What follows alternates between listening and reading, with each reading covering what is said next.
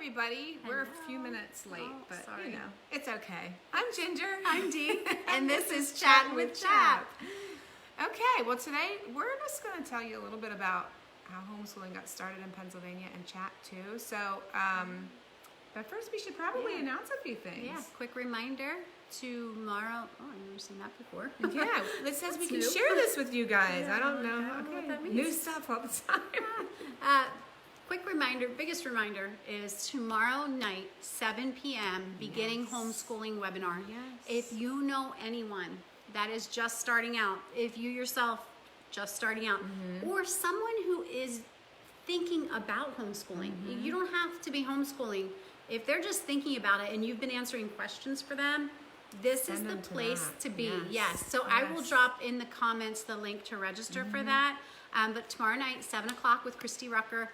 Lots of great information. Like I said, whether you're new, whether you're thinking about it, whether you know someone who's thinking about it, pass it on. And maybe you're a couple years in, but you might, want a little refresher. Then jump on. We'd love to have you. And I know school districts are just making decisions now. Still, I mean, it's the end of August, and they're still making decisions about what to do this year. So I'm sure parents are still making decisions. A lot of people still choosing to homeschool this year. So point them that way. And then we're also looking at getting the learning differences one on an evening webinar too. It's not scheduled yet, but we're hoping to be able to move that to an evening because we did hear from some of you that were unable to make it for the day, and so if we can bump that to an evening, we would love to do that for you. Also, if there's something else that you think we should do that would be helpful to you, reach out to me because I'd like to hear that and maybe see what we can work out because as we talk about the history of homeschooling, the history of CHAP, CHAP's purpose is here to encourage and equip you. So let us know how we can do that. For sure. And if you are connected with a Homeschooling with Confidence conference, it's happening right now. This is day 2. And I was watching it. It was really great. And then my internet, they turned my internet off because we upgraded. And they're like, oh, we're going to turn it off. And then the router's not, it's a story. Internet's always a story. Internet's always a story. So anyway, that's going on, and it's really great. So, and if you didn't log in yesterday, you can sign up today. You sure can. Yeah, you can jump on today. It's a free conference.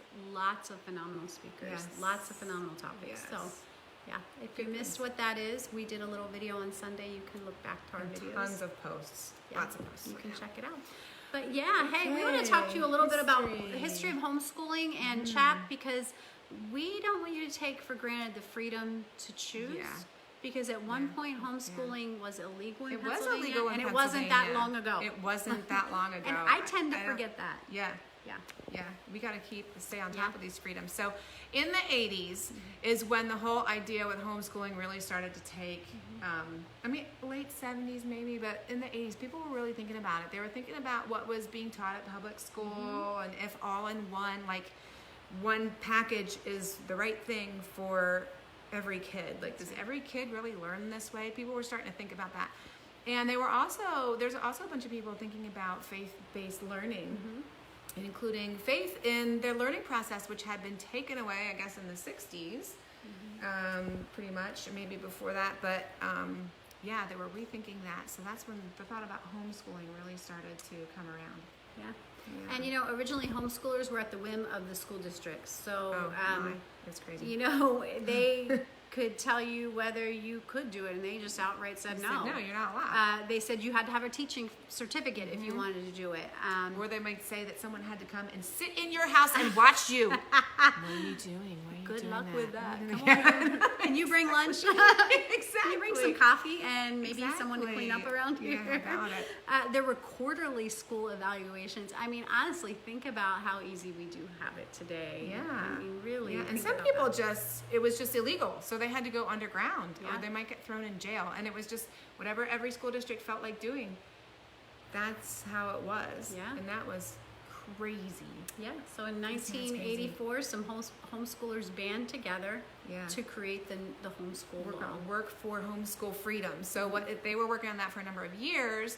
And then HSLDA came, they were formed, I'm not sure when they were formed, but around 1987, HSLDA actually filed a lawsuit against, I think it was 11 school districts on the behalf of, or was it 9 school districts? Was it 9 school districts and 11 families something like that. And they went, took them to court and won. And the Supreme Court in Pennsylvania said, okay, you know what? We agree. This is unconstitutional that these parents cannot school their children. So here you go, Pennsylvania. You've got to get a law written. You've got 1 year to do it. Yeah. So, Yeah. So that was when the homeschool law was born, 1988. 1988. It was born, and you know what? That was only 32 years ago. So to put this into perspective, my oldest biological child is going to be 30 this year, and we homeschooled him starting in 4th grade. So when we started, I guess it was actually not that. He was not that old. No, that's old. Yeah. Yeah. So it's really crazy. And so CHAP started actually as a group called LaChia, which was like Lancaster Christian Homeschooling EA, Home Education Association, something like that, LaChia. And they were a Lancaster-based support group. And in 1986, they had their first get-together convention. It was little. There was 200 people there, but they had vendors there. They had curriculum providers there, and they just got together to support. They did it before the law was made. I know it was illegal to homeschool, and they were having a convention. That's How awesome. Awesome is that? I love it. So in '94, that group kind of decided, hey, let's be more statewide. Which is when CHAP was born, so Christian Homeschool Association of Pennsylvania. So that's everything. And they had a convention or a curriculum meetup every single year, starting in '86 the whole way through. Up until this year when COVID stopped us. But at its height, we've had up to 9,000 attendees people at our convention. thing. Yeah. Yes, at our convention. Yeah. So it's been really amazing. Also in 1994, they shut down a bill that would have required a teaching certificate. That was a nationwide victory. It was awesome. Not the bill, but the response to the bill. All these homeschoolers were calling Capitol there, and they're like, you know what? And they shut down. I guess the day it was released, so many people called in. They shut down the phone lines, and then that was in '94. So internet was just getting started. So it wasn't so much internet, but it was phone lines. So then they went back to work at Capitol Hill the next day, and and instantaneously, boom, the lines all shut down. So yay homeschoolers, they really fought for that. Yeah. So that was not made a requirement to have a teaching certificate to homeschool. That's right. Fight for your freedoms. That was awesome. That's right. And at that point, CHAP started monitoring legislation more carefully. Yeah, we really did. So we had a CHAP help group, which did some lobbying and things like that. And I guess in 2002, there was a number of groups of homeschoolers working together, trying to create a new law that was pretty much like a number of other states in the union, where it's just like you file an intent, I'm going to homeschool, and that's it. So it was nothing, no regulation. And there was a big group who went in red shirts, and a little group that went in blue. That they were, the red agreed and the blue didn't agree. They were both homeschoolers. And the legislators or the folks at the Capitol said, well, you're not united, so we're not passing this. So it failed, unfortunately. So sad.